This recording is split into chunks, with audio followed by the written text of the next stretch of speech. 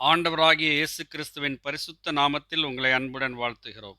பரிசுத்த வேதாகமத்தில் நீதிமொழிகளின் புஸ்தகம் 18ஆம் அதிகாரம் 10ஆம் வசனத்தில் கர்த்தரின் நாமம் பலத்த துர்கம், நீதிமான் அதற்குள் ஓடி சுகமாயிருப்பான் என்று வாசிக்கிறோம்.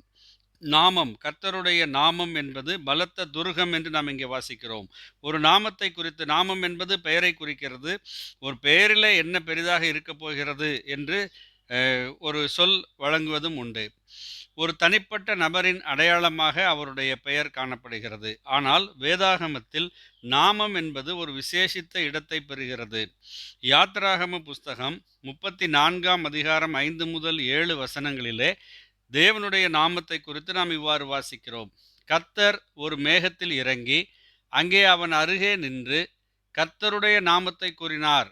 கர்த்தர் அவனுக்கு முன்பாக கடந்து போகிற போது அவர் கர்த்தர், கர்த்தர், இரக்கமும் கிருபையும் நீடிய சாந்தமும் மகா தயையும் சத்தியமும் உள்ள தேவன், 1000 தலைமுறைகளுக்கு இரக்கத்தை காக்கிறவர், அக்கிரமத்தையும் மீறுதலையும் பாவத்தையும் மன்னிக்கிறவர், குற்றவாளியை குற்றமற்றவனாக விடாமல் பிதாக்கள் செய்த அக்கிரமத்தை பிள்ளைகளிடத்திலும் பிள்ளைகளுடைய பிள்ளைகளிடத்திலும் 3ஆம் 4ஆம் தலைமுறை மட்டும் விசாரிக்கிறவர் என்று கூறினார் என்று வாசிக்கிறோம். அவருடைய நாமம் என்று சொல்லும் பொழுது தேவனுடைய குணாதிசயங்கள் எல்லாம் இங்கே சுட்டி காட்டப்படுகிறது. அவர் இரக்கமும் கிருபையும் நீடிய சாந்தமும் மகா தயையும் சத்தியமும் உள்ள தேவன் என்று பார்க்கிறோம். அதே நேரத்தில் 7ஆம் வசனத்தின் கடைசி பகுதியிலே அவர் குற்றம் செய்தவர்களை 3ஆம் 4ஆம் தலைமுறை மட்டும் விசாரிக்கிறவர் என்றும் பார்க்கிறோம்.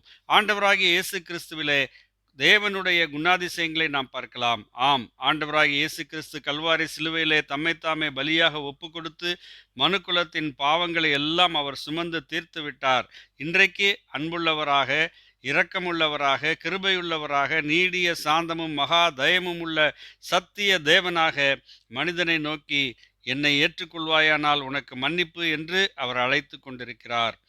அதே நேரத்தில் இதே ஆண்டவராகிய இயேசு கிறிஸ்து உலகத்தின் முடிவிலே நியாய தீர்ப்பிலே நியாயாதிபதியாக வருவார் என்று வேதம் எச்சரிக்கிறது. அருமையானவர்களே, இன்று இரட்சணிய நாள். இன்று அன்பாய் அழைக்கிற ஆண்டவராகிய இயேசு கிறிஸ்துவை இரட்சகராய் தெய்வமாய் ஏற்றுக்கொண்டு நியாய தீர்ப்புக்கு தப்பித்து கொள்ள வேண்டும், ஒவ்வொருவரும் தப்பித்து கொள்ள வேண்டும் என்பதே உங்களுக்காக நாங்கள் தேவனிடம் செய்யும் விண்ணப்பமாக இருக்கிறது. ஆமேன்.